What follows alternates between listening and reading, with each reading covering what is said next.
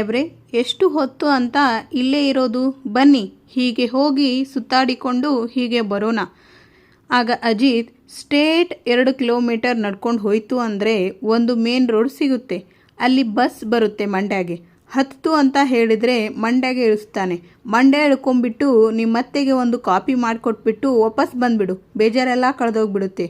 ಅಯ್ಯೋ, ಕಾಮಿಡಿ ಮಾಡೋಕ್ಕೂ ಬರೋಲ್ಲ. ಕಾಮಿಡಿ ಸೆನ್ಸೇ ಇಲ್ಲ ಸಾಹೇಬ್ರೆ, ಕಾಮನ್ ಸೆನ್ಸೇ ಇಲ್ಲ, ಇನ್ನು ಕಾಮಿಡಿ ಸೆನ್ಸ್ ಬಗ್ಗೆ ಮಾತಾಡ್ತೀಯಾ? ಇವಾಗ ನಾನು ಹೋಗ್ತೀನಿ, ನೀವು ಬರ್ತೀರೋ ಇಲ್ವೋ? ಬಂದಿಲ್ಲ ಅಂದರೆ ನನಗೇನು, ನಾನೊಬ್ಬಳೇ ಹೋಗ್ತೀನಪ್ಪ. ಹೋಗು, ನಾನೊಬ್ಬಳೇ ಹೋಗಿಬಿಡ್ತೀನಿ, ಹೋಗು ಇವಾಗ. ನೀವು ಬರ್ತಿರೋ ಬರೋಲ್ವೋ, ನನಗೇನಾದರೂ ಬೇರೆ ಆಪ್ಷನ್ ಇದೆ ಅಂದ್ಕೊಂಡಿದೀಯಾ? ಮತ್ತೆ ಬನ್ನಿ, ಎಷ್ಟು ಮಾತಾಡ್ತೀರಾ? ಸಾಹೇಬ್ರೆ, ಏನು ಆಶ್ಚರ್ಯ ಅಲ್ವಾ? ಇಷ್ಟು ದಿನದವರೆಗೂ ಶಾರದಮ್ಮ ಅವರು ನಮ್ಮ ಕಣ್ಮುಂದೆನೇ ಓಡಾಡ್ಕೊಂಡಿದ್ರು. ಈಗ ಅವರೇ ಶಾರದಮ್ಮ ಅವರು ಅಂತ ಗೊತ್ತಾದ ಮೇಲೆ ಇದ್ಕಿದ್ದ ಹಾಗೆ ನಾಪತ್ತೆ ಆಗಿ ಹೋದರು. ಅಲ್ಲ, ಇದೆಲ್ಲ ದೇವ್ರು ಆಡಿಸ್ತಿರೋ ಆಟನ ಅಥವಾ ಮನುಷ್ಯರು ಮಾಡುತ್ತಿರುವ ಕಿತಾಪತಿನ? ಸಾಹೇಬ್ರೆ, ನನಗೊಂದೂ ಅರ್ಥ ಆಗ್ತಿಲ್ಲ. ನನಗೂ ಗೊತ್ತಾಗ್ತಿಲ್ಲ ಭೂಮಿ. ನೀನು ಲಕ್ಷ್ಮಿ ಅಕ್ಕನ ಮನೆ ಹತ್ರ ರೌಡಿಗಳು ಬಂದಿದ್ದಾರೆ ಅಂತ ನನ್ನ ಅಲ್ಲಿಗೆ ಕಳಿಸಿದೆ. ಆಗ ನಾನು ಹೋಗಿದ್ದು ಇಮಿಡಿಯೇಟ್ ಎಲ್ಲರೂ ಎಸ್ಕೇಪ್ ಆಗಿಬಿಟ್ರು. ನೆಕ್ಸ್ಟ್ ಆಶ್ರಮದಲ್ಲಿ ನೀನು ಶಾರದಾ ಅತ್ತೆ ನೋಡಿದೆ, ಆದರೆ 2 ನಿಮಿಷದಲ್ಲಿ ಅಲ್ಲಿಂದ ಅವರು ನಾಪತ್ತೆ ಆಗಿ ಹೋದರು ಅಂತ ಹೇಳಿದೆ. ನಂಗೆ ಯಾಕೋ ಈ ಇನ್ಸಿಡೆಂಟ್ಗಳನ್ನೆಲ್ಲ ಕನೆಕ್ಟ್ ಮಾಡ್ತಾ ಹೋದರೆ ಶಾರದಾ ಅತ್ತೆನ ಯಾರೋ ಕಿಡ್ನಾಪ್ ಮಾಡಿದ್ದಾರೆ ಅಂತ ತುಂಬ ಸ್ಟ್ರಾಂಗ್ ಆಗಿ ಅನ್ನಿಸ್ತಾ ಇದೆ. ಸಾಹೇಬ್ರೆ, ಹಾಗಾದರೆ ಏನು ಮಾಡೋದು? ಈಗ ಶಾರದಾ ಅತ್ತೆ ಹೇಗಿದ್ದಾರೆ ಅಂತ ಗೊತ್ತಾಯ್ತಲ್ಲ ಭೂಮಿ. ಈಗ ನಮಗೆ ಇನ್ನೂ ಸ್ಟ್ರಾಂಗ್ ಎವಿಡೆನ್ಸ್ ಸಿಕ್ಕಿದಂಗಾಯಿತು.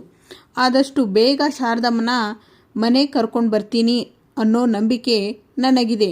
ಅಂಜನಾ ಮತ್ತು ಅಪೇಕ್ಷಾ ರಿತ್ವಿಕನ್ನು ಭೇಟಿಯಾಗಲು ಬಂದಿರುತ್ತಾರೆ ಕಾಫಿ ಶಾಪ್ಗೆ. Hi, I am Ritvik. ಹೋ ಅಂಜನಾ, ನನ್ನ ಮುಖದಲ್ಲಿ ಏನಾದರೂ ಮಸಿದೆಯಾ? ಇಲ್ವಲ್ಲ, ಯಾಕೆ? ಮತ್ತೇನ್ರಿ, ನಾನಲ್ಲೇ ಕೂತಿದ್ದೀನಿ, ನನ್ನ ನೋಡಲೇ ಇಲ್ಲ. Hi Nachiket, this is lawyer ಸತ್ಯ. ನಮಸ್ತೆ. ಆಗ ನಚಿಕೇತ್, ಏನಂಜು ಮೀಟಿಂಗಾ? ಏ ಅಕ್ಕ, ನೀನ್ಯಾಕೆ ಬಂದೆ? ಆಗ ಅಪೇಕ್ಷಾ, ಹಾಂ, ಮೊದಲು ನೀನ್ಯಾಕೆ ಬಂದಿದ್ದೀಯಾ ಅಂತ ಹೇಳು. ನಾನು ಹಾಸ್ಪಿಟಲಿಂದ ನೈಟ್ ಡ್ಯೂಟಿ ಮುಗಿಸಿಕೊಂಡು ಮನೆಗೆ ಬರ್ತಾ ಇದ್ದೆ. ಆನ್ ದ ವೇ ಸತ್ಯನ ಸಿಕ್ಕಿದ್ರು. ಸೊ ಹೀಗೆ ಬನ್ನಿ, ಏನಾದರೂ ತಿನ್ಕೊಂಡು ಹೋಗೋಣ ಅಂತ ಕರ್ಕೊಂಡು ಬಂದೆ. ಆಗ ನಚಿಕೇತ್ ಮನಸ್ಸಲ್ಲಿ ಏನೋ ಪ್ಲ್ಯಾನ್ ಮಾಡ್ಕೊಂಡು ಬಂದಿರೋ ಹಾಗೆ ಕಾಣ್ತಾ ಇದೆಯಲ್ಲ. ಅಕ್ಕನ್ನ ಅಷ್ಟು ಈಸಿಯಾಗಿ ಕೊಳೋಕ್ಕಾಗಲ್ಲ, ಏನೋ ಕಿತಾಪತಿ ಮಾಡ್ತಾಳೆ ಅನಿಸುತ್ತೆ. ಅದಕ್ಕೆ ನಾನು ಅವಕಾಶ ಮಾಡಿಕೊಡಬಾರ್ದು. ಅಕ್ಕ ಬಾ. ಏ ಅಂಜು ಕಣೋ, ಅವರಿಬ್ಬರು ಮಾತಾಡ್ಕೊತಾರೆ, ಮಾತಾಡ್ಕೊಳ್ಳಿ ಬಾ. ಅಮ್ಮ, ನಾನು ಹಿಂಗೇನಾರು ಕೊಡಿಸ್ತೀನಿ ಬಾ. ಏನು ತಗೊಂತೀಯ? Juice, coffee? ಆಗ ಅಪೇಕ್ಷಾ, ಜ್ಯೂಸ್. ಆಗ ರಿತ್ವಿಕ್, ನಿಮ್ಮ ಡ್ರೆಸ್ ತುಂಬ ಚೆನ್ನಾಗಿದೆ, ಯುವರ್ ಲುಕ್ ಬ್ಯೂಟಿಫುಲ್. ನಿಮಗೆ ಎಲ್ಲ ಥರದ್ದು ಡ್ರೆಸ್ಸು ಚೆನ್ನಾಗಿ ಕಾಣಿಸುತ್ತೆ. ಅಪೇಕ್ಷಾ ಅವರೇ, ನೀವು ಆಗಲೇ ಏನೋ ಇಂಪಾರ್ಟೆಂಟ್ ವಿಷಯ ಹೇಳಬೇಕು ಅಂದ್ರಿ. ಆಗ ಅಪೇಕ್ಷಾ, ಅಯ್ಯೋ, ಇಂಪಾರ್ಟೆಂಟ್ ವಿಷಯ ಅಂತ ಏನಿಲ್ಲ, ನಾವಿಬ್ಬರು ಸುಮ್ಮನೆ ನಿಮ್ಮನ್ನ ಕಾಲು ಎಳೆಯೋಣ ಅಂತಿದ್ವಿ ಅಷ್ಟೇ. ಆಗ ರಿತ್ವಿಕ್, ಅಂಜನಾ ಅವರು ಯಾವುದಕ್ಕೂ ಪ್ರಿಪೇರ್ ಆಗಿಲ್ಲ ಅನಿಸುತ್ತೆ, ಏನು ಮಾತಾಡ್ತಿಲ್ಲ. ಆ ಥರ ಎಲ್ಲ ಏನೂ ಇಲ್ಲ, ನಾನಿರೋದೇ ಹೀಗೆ. ಅಬ್ಬಾ, ನೀವು ನನಗೆ ಸಖತ್ ಇಷ್ಟ ಆಗಿಬಿಟ್ರಿ. ಈಗಲೇ ಎಂಗೇಜ್ಮೆಂಟ್ ರಿಂಗ್ ತರೋದಕ್ಕೆ ಹೋಗ್ತಾ ಇದ್ದೀನಿ, ನೀವು ನನ್ನ ಜೊತೆ ಬರ್ಬೋದಾ? No, I am so sorry, ನನಗಿನ್ನೂ ಜೆಟ್ಲ್ಯಾಕ್ ಹೋಗಿಲ್ಲ. ಇಟ್ಸ್ ಓಕೆ, ಅಟ್ಲೀಸ್ಟ್ ನಿಮ್ಮ ಕೈಯಲ್ಲಿರೋ ರಿಂಗ್ ಆದರೂ ತಗೋಬೋದಾ ಸೈಜ್ ಚೆಕ್ ಮಾಡೋಕೆ? Yeah sure, thank you. Okay, ಹಾಗಾದರೆ ನಾ ಹೊರಡ್ತೀನಿ. To take rest. Okay, bye guys. ಅಲ್ಲಿಂದ ಹೊರಡ್ತಾರೆ ರಿತ್ವಿಕ್. ಪಲ್ಲವಿ ಎಲ್ಲರಿಗೂ ಕಾಫಿ ಕೊಡ್ತಾರೆ. ಆಗ ನಚಿಕೇತ್, ಈ ಕಾಫಿ ಘಮಕ್ಕೆ ನನ್ನ ಹಾರ್ಟ್ ಡಾನ್ಸ್ ಮಾಡ್ತಾ ಇದೆ. ಆಗ ಶ್ರವಣ್ ದೇವಯಾನಿ, ಅವನಿಗೆ 1-2 ಬಜ್ಜಿ ಎಕ್ಸ್ಟ್ರಾ ಹಾಕು. ಬರೀ ಬಜ್ಜಿ ಮಾತ್ರ ಅಲ್ಲ, ಇನ್ನೊಂದು ಕಪ್ ಫಿಲ್ಟರ್ ಕಾಫಿ ಬೇಕು ನನಗೆ. ಸಂಗೀತ, ಆಯ್ತಪ್ಪ ಅಂತಾರೆ. ಆಗ ಪಲ್ಲವಿ, ಡಾಕ್ಟ್ರೇ, ಹೀಗೆಲ್ಲ ಕಾಫಿ ಎಣ್ಣೆ ಪದಾರ್ಥ ತಿನ್ಬೋದಾ? ಆಗ ನಚಿಕೇತ್, ಹಾಂ, ಅದೆಲ್ಲ ಅಡ್ವೈಸ್ ಅಷ್ಟೇ. ಮದರ್ ಇಂಡಿಯಾ ಮಾಡಿರೋ ಬಜ್ಜಿನ ತಿನ್ನದೇ ಇರೋದಕ್ಕೆ ಆಗುತ್ತಾ? ಆಗ ಸಂಗೀತ, ಈ ಬಿಸಿ ಇದೆ ಕಣೋ, ಮೆತ್ತಗೆ ತಿನ್ನು, ಗಂಟಲ್ಲಿ ಸಿಕ್ಕಾಕೊಂಡ್ಬಿಡುತ್ತೆ. ಆಗ ಸತ್ಯಣ್ಣ, ಏನೇ ಹೇಳಿ ನಮ್ಮ ಸಂಗೀತಮ್ಮ ಮಾಡಿರೋ ಬಜ್ಜಿ ತಿನ್ನಬೇಕು ಅಂದರೆ ಪುಣ್ಯ ಮಾಡಿರಬೇಕು, ಅಷ್ಟು ರುಚಿಯಾಗಿದೆ.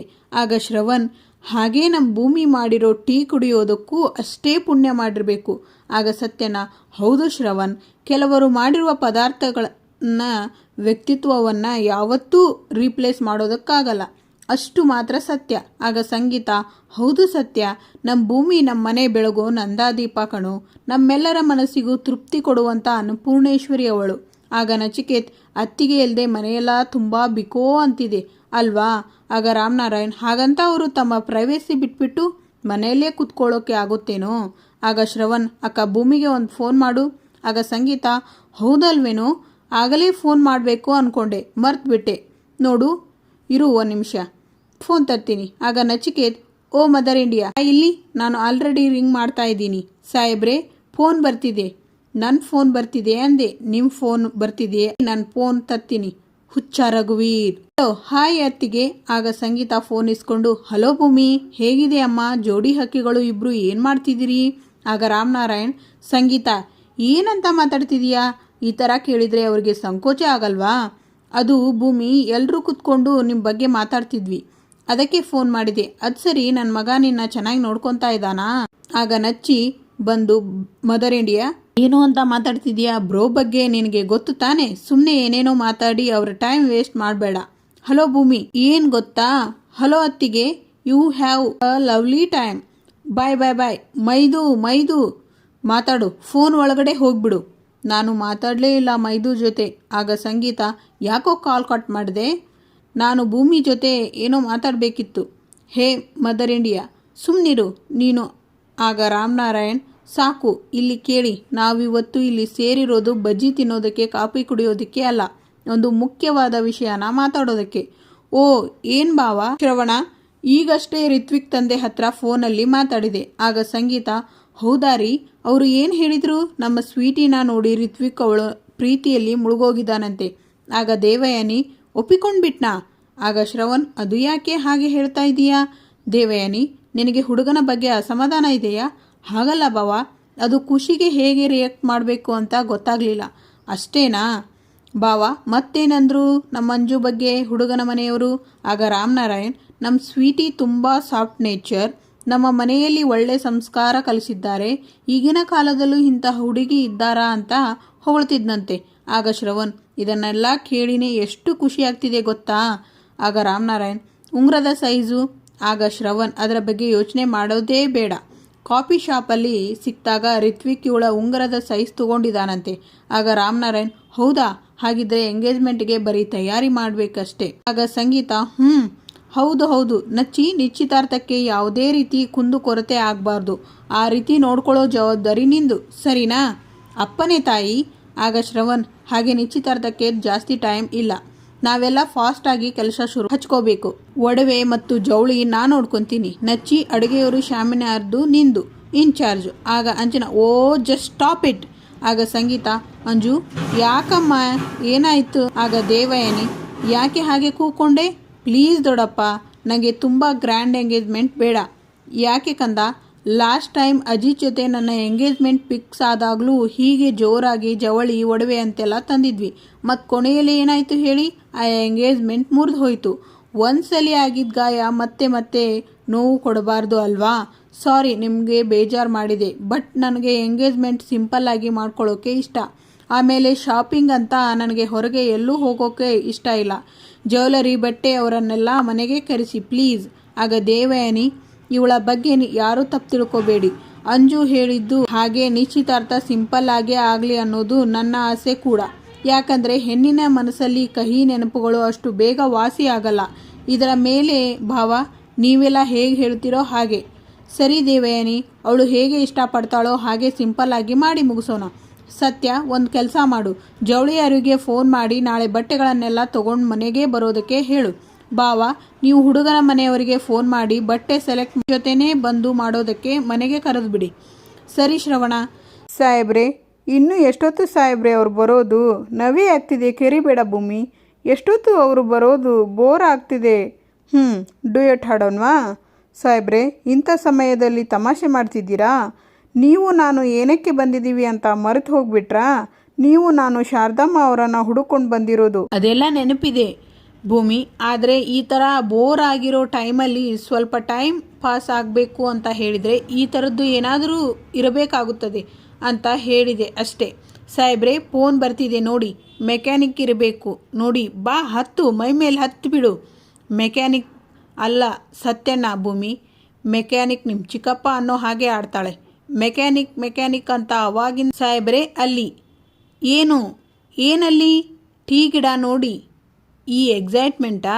ನಾನು ಅಲ್ಲಿ ಹೋಗ್ತೀನಿ, ನೀವು ಮಾತಾಡ್ಕೊಳ್ಳಿ. ಅಲ್ಲೇ ಟೀ ಅಂಗಡಿ ಓಪನ್ ಮಾಡಿಬಿಟ್ಟೀಯ? ಹೇಳಿ ಸತ್ಯಣ್ಣ, ನಿನ್ನೆ ನೀನು ಹೇಳಿದ ಮಾತು ನನ್ನ ತಲೆಯಲ್ಲಿ ಕೊರಿತಾನೇ ಇದೆ ಕಣೋ. ಯಾವ ವಿಷಯ? ಭೂಮಿಗೆ ಸದ್ಯಕ್ಕೆ ಪ್ರಪೋಸ್ ಮಾಡಲ್ಲ, ಅವರ ತಾಯಿ ಬಿಡಿಸ್ಬೇಕು ಅಂದೆಲ್ಲ. ಒಂದು ರೀತಿ ನಿನ್ನ ನಿರ್ಧಾರ ಹೇಗಿದೆ ಗೊತ್ತಾ? ಇದೊಂಥರ ಧರ್ಮರಾಯನ ನಡೆ ಇದ್ದ ಹಾಗೆ. ಥ್ಯಾಂಕ್ಸ್ ಸತ್ಯನ. ಆದರೆ ಅಜಿತಾ, ಇದರಲ್ಲಿ ಒಂದು ಗುಟ್ಟಿದೆ. ಪ್ರೀತಿ ವಿಷಯದಲ್ಲಿ ಕಾಯೋದು ಮತ್ತು ಕಾಯಿಸೋದು ಯಾಕೋ ಅಪಾಯಕಾರಿ ಅಂತ ನನಗನ್ನಿಸ್ತಿದೆ. ಅಲ್ಲ, ನೀವು ಯಾಕೆ ಹೀಗೆ ಹೇಳ್ತಿದ್ದೀರಾ ಅಂತ ನನಗೆ ಅರ್ಥ ಆಗ್ತಿಲ್ಲ. ಅಜಿತಾ, ಒಂದು ಸರ್ತಿ ವಂಶಿ ಹೋಗುವಾಗ ನಿನಗೆ ಹೇಳಿದ್ದನ್ನು ನೆನಪು ಮಾಡ್ಕೋ. ಇನ್ಮುಂದೆ ನೀವು ನಿಜವಾದ ಗಂಡ ಹೆಂಡತಿ ಥರ ಜೀವನ ಮಾಡಿ ಸುಖವಾಗಿರಿ. ಯಾಕಂದರೆ ಮುಂದೊಂದು ದಿನ ಅಕಸ್ಮಾತಾಗಿ ನಿಮ್ಮ ಜೀವನದಲ್ಲಿ ಯಾರೋ ನನ್ನ ಹಾಗೆ ಬರೋ ಆಗೋಂತಕ ನನ್ನ ಹಾಗೆ ಇರ್ತಾನೆ ಅಂತ ಹೇಳೋಕ್ಕಾಗಲ್ಲ. ಭೂಮಿ ದೃಷ್ಟಿಯಲ್ಲಿ ಇವತ್ತಲ್ಲ ನಾಳೆ ನೀವು ಇಬ್ಬರು ಒಪ್ಪಂದದ ಮದುವೆ ಮುರ್ಕೊಂಡು ದೂರ ಆಗಬೇಕಾದವರು. ಅದು ಬರೀ ಮನಸ್ಸಲ್ಲಿದ್ದರೆ ಸಾಲದು ಅಜಿತಾ. ಈಗಲೇ ಅವಳಿಗೆ ಇವತ್ತೇ ಪ್ರಪೋಸ್ ಮಾಡು ಅಜಿತಾ. ನಿನ್ನ ಪ್ರೀತಿ ಯಾವುದೇ ಕಾರಣಕ್ಕೂ ಸೋಲೋದು ನನಗಿಷ್ಟ ಇಲ್ಲ. ಒಂದು ಮಾತು ಹೇಳ್ತೀನಿ ಕೇಳು. ಈ ಪ್ರೀತಿ ಅನ್ನೋದು ಯಾವತ್ತೂ ಮಳೆ ಹನೆ ಇದ್ದ ಹಾಗೆ. ಸರಿಯಾದ ಸಮಯಕ್ಕೆ ಮಣ್ಣು ಸೇರದೇ ಇದ್ದರೆ ಆವಿಯಾಗಿ ಬಿಡುತ್ತೆ. ನೀನು ಅವರ ತಾಯಿನ ಹುಡುಕುವಷ್ಟರಲ್ಲಿ ಅವಳು ಬೇರೆಯವರನ್ನ ಇಷ್ಟಪಟ್ಟರೆ ಇದೊಂಥರ ಹೇಗೆ ಆಗುತ್ತೆ ಗೊತ್ತ? ದಯವಿಟ್ಟು ಅಜಿತಾ, ಭೂಮಿನ ಕಳ್ಕೋಬೇಡ. ಅಲ್ಲ, ನನ್ನ ಮನಸ್ಸಲ್ಲಿ ಇದೇ ಅಲ್ವಾ ಸತ್ಯನ ಇರೋದು. ಅದು ಬರೀ ಮನಸ್ಸಲ್ಲಿದ್ದರೆ ಸಾಲದು ಅಜಿತಾ. ಈಗಲೇ ಅವಳಿಗೆ ಇವತ್ತೇ ಪ್ರಪೋಸ್ ಮಾಡು. ನೀನು ಹೇಳೋ ಮಾತು ಹೇಗಿರಬೇಕು ಅಂದರೆ ಹನುಮಂತನ ಎದೆಯಲ್ಲಿ ಶ್ರೀರಾಮ ಕಂಡ ಹಾಗೆ. ನಿನ್ನ ಮಾತಲ್ಲಿ, ನಿನ್ನ ಕಣ್ಣಲ್ಲಿ, ನಿನ್ನ ನಡೆ ನುಡಿಗಳಲ್ಲಿ ಅವಳು ನಿನ್ನ ಹೃದಯನ ಎಷ್ಟು ಆವರಿಸ್ಕೊಂಡಿದ್ದಾಳೆ ಅನ್ನೋದು ಗೊತ್ತಾಗಬೇಕು. ಸರಿ ಸತ್ಯನಾ? ಹೇಳ್ತಿರೋ ಹಾಗೆ ನಾನು ಯಾವುದೇ ಥರ ಚಾನ್ಸ್ ಕೊಡಬಾರ್ದು. ಭೂಮಿ ಇಲ್ಲದೆ ನನ್ನ ಜೀವನ ಇಮ್ಯಾಜಿನ್ ಮಾಡ್ಕೊಳ್ಳೋದಕ್ಕೂ ಆಗಲ್ಲ. ಕಾರಣಕ್ಕೂ ಭೂಮಿನ ಮಿಸ್ ಮಾಡ್ಕೋಬಾರ್ದು. ಭೂಮಿಗೆ ನನ್ನ ಪ್ರೀತಿ ವಿಚಾರನ ಆದಷ್ಟು ಬೇಗ ಹೇಳ್ಕೊಂಬಿಡ್ಬೇಕು. ಆದಷ್ಟು ಬೇಗ, ಈಗಲೇ ಹೇಳ್ಕೋಬೇಕು. ಭೂಮಿ ಇಷ್ಟು ದಿನ ನಿನಗೆ ನನ್ನ ಪ್ರೀತಿ ಹೇಳ್ಕೋಬೇಕು ಅಂದಾಗೆಲ್ಲ ಯಾರಾದರೂ ಒಬ್ಬರು ಡಿಸ್ಟರ್ಬ್ ಮಾಡ್ತಿದ್ರು, ಅಥವಾ ನಾನು ಹೇಳೋದು ನಿನಗೆ ಅರ್ಥ ಆಗ್ತಿದ್ದಿಲ್ಲ. ಆದರೆ ಇಲ್ಲಿ ನಾವಿಬ್ಬರೇ ಇದ್ದೇವೆ. ಈಗ ಹೇಗಾದರೂ ಮಾಡಿ ಗುಲಾಬಿನ ನಿನಗೆ ಕೊಟ್ಟು ನನ್ನ ಮನಸ್ಸಲ್ಲಿರೋ ಪ್ರೀತಿ ಎಲ್ಲ ನಿನಗೆ ಹೇಳ್ಕೊತೀನಿ. ಆಗ ರೌಡಿ ಕಿಟಕಿಯಲ್ಲಿ ನೋಡಿ, ಓ ಇವನು ಇನ್ನೂ ಇಲ್ಲಿಂದ ಹೋಗಿಲ್ವಾ? ಕೈಯಲ್ಲಿ ಗುಲಾಬಿ ಹೂ. ಆ ಹುಡುಗಿ ನೋಡ್ತಾ ಇದ್ದರೆ ಲವ್ ಬರ್ಡ್ಸ್ ಹನಿಮೂನ್ಗೆ ಬಂದಿರೋ ಹಾಗೆ ಕಾಣಿಸ್ತಿದೆಯಲ್ಲ. ಟೈಮ್ ಇದ್ದಿದ್ರೆ ಫುಲ್ ಪಿಕ್ಚರ್ ನೋಡ್ಬೋದಿತ್ತು. ಅದು ಸರಿ, ಇವರಿಗೆ ನಮ್ಮ ಅಡ್ಡನೇ ಬೇಕಾಯ್ತಾ? ಅಯ್ಯೋ, ಎಷ್ಟೊಂದು ಟೀ ಗಿಡ ಇಲ್ಲಿ. ನಾನು ಇಷ್ಟೊಂದು ಟೀ ಗಿಡ ನನ್ನ ಲೈಫಲ್ಲೇ ನೋಡಿಲ್ಲ. ಎಷ್ಟು ಚೆನ್ನಾಗಿದೆ. ಅಯ್ಯೋ, ನಾನು ಮುದುಕಿ ಆಗುವವರೆಗೂ ಎಲ್ಲರಿಗೂ ಟೀ ಮಾಡಿಕೊಡ್ಬೋದು. ಅಷ್ಟು ಟೀ ಗಿಡ ಇದೆ ಇಲ್ಲಿ. ಅಂದರೂ ಸಖತ್ತಾಗಿದೆ. ಅಯ್ಯೋ, ಈ ಗಿಡ ನೋಡ್ತಿದ್ರೆ ನನಗೆ ಎಷ್ಟೊಂದು ಖುಷಿಯಾಗುತ್ತೆ ಗೊತ್ತಾ? ಅಷ್ಟೇ ಯಾಕೆ, ನನ್ನ ಟೀ ಅಂಗಡಿನ ಇಲ್ಲಿಗೆ ಶಿಫ್ಟ್ ಮಾಡಿಬಿಡ್ತೀನಿ. ಆಗ ಇಲ್ಲೇ ಸೊಪ್ಪು ಕೀಳ್ಬೋದು, ಇಲ್ಲೇ ಟೀ ಮಾಡ. ಅಜಿತ್ ಬಂದು ನೀನು ಹಾಗೆ ಮಾಡ್ತು ಅಂತ ಹೇಳಿದರೆ ಈಗ ಏನು ಟೀ ಎಸ್ಟೇಟ್ ಕಾಣಿಸ್ತಾ ಇದೆ, ಈ ಟೀ ಬೆಟ್ಟ ರಾಮನಗರದ ಬೆಟ್ಟದ ಥರ ಆಗಿ ಹೋಗುತ್ತೆ. ಹೋಗಿ ಸಾಹೇಬ್ರೆ, ನೀವು ಯಾವಾಗಲೂ ನಾ ಹೇಳಿದ್ದಕ್ಕೆ ಏನೋ ಒಂದು ಹೇಳ್ತಾನೆ ಇರ್ತೀರಪ್ಪ. ಅಂದರೆ ನೀನು ಪೀಸ್ ಆಗಿ ಇರಲಿ ಅಂತ ಹಾಗೆ ಮಾಡಿದೆ ಅಷ್ಟೇ. ಪೀಸ್ ಅಂದರೆ ಏನು? ಪೀಸ್ ಅಂದರೆ ಪೀಸ್ ಅದೇ ತಾನೇ? ಹಂಗಲ್ಲ ಭೂಮಿ. ಪೀಸ್ ಅಂದರೆ com, Shanti. P for piece. ಏನದು ಕೈಯಲ್ಲಿ? ಪೀಸ್ ಏನಿದೆ ಕೈಯಲ್ಲಿ? ಆ್ಯಕ್ಚುಲಿ ಅದು ಎಲ್ಲ ಬೇಡ. ಕೈಯಲ್ಲಿ ಏನಿದೆ ತೋರಿಸಿ ಸಾಹೇಬ್ರೆ, ನನಗೆ ತೋರಿಸಿ, ನಾನು ನೋಡಬೇಕು. ಅಮ್ಮ ಅಂತ ಕಿರ್ಚ್ತಾರೆ. ಟೀ ಬೆಟ್ಟ ಇದಕ್ಕಿಂತ ದೊಡ್ಡದಾಗಿದೆ. ಎಲ್ಲಿ? ಅಲ್ಲಿ ನಮ್ಮ ಕಣ್ಮುಂದೆನೇ ಇದೆ ನೋಡು ಸಾಹೇಬ್ರೆ. ಸುಮ್ಮನೆ ಏನೇನೋ ಮಾತು ಮರೆಸ್ಬೇಡಿ ಸಾಹೇಬ್ರೆ. ತೋರಿಸಿ ಸಾಹೇಬ್ರೆ, ನನಗೆ ಅವೆಲ್ಲ ಗೊತ್ತಿಲ್ಲ. ಸರಿ ತಗೋ. ಇದೇನು ಸಾಹೇಬ್ರೆ? ಇದೇನು ಅಂತ ಗೊತ್ತಿಲ್ವಾ? ಭೂಮಿ, ಅಷ್ಟು ಇನ್ನೋಸೆಂಟಾ ನೀನು? ಕಡಲೆಕಾಯಿ ಬೀಜ ತಿನ್ನೋದಕ್ಕೆ ತೊಗೊಂಡು ಬಂದೆ. ಕಡಲೆಕಾಯಿ ಬೀಜನ ಯಾಕೆ ಇವಾಗ ಅಂತ? ಇವಾಗ ಬೇಡವಾ? ಆಮೇಲೆ ಕೊಡ್ಲಾ? ಊಟ ಆದಮೇಲೆ ಹಾಕ್ಕೊಳ್ಳೋಕೆ ಇದೇನು ಮಾತ್ರೆ ಅಂದ್ಕೊಂಡಿದೀಯಾ? ತುಂಬ ಒಳ್ಳೆಯವರು ಸಾಹೇಬ್ರೆ ನೀವು. ಕಡಲೆಕಾಯಿ ಬೀಜ ಎಲ್ಲ ತಂದುಕೊಟ್ಬಿಟ್ರಿ. ಹಾಂ, ತಿನ್ನು ಭೂಮಿ, ಇನ್ನೂ ಇದೆ ನೋಡು. ಕೊಡಿ. ಎಲ್ಲ ನಂಗೆನಾ? ಎಲ್ಲ ನಿಂಗೆ. Ajith, you want to tell everything, come on ಅಂತ ಸಣ್ಣದಾಗಿ ಮಾತಾಡ್ತಿರ್ತಾರೆ. ಸಾಹೇಬ್ರೆ, ಬೇರೆ ಭಾಷೆಯಲ್ಲಿ ಕೆಟ್ಟದಾಗಿ ಬೈತಿದ್ದೀರಾ ನನಗೆ?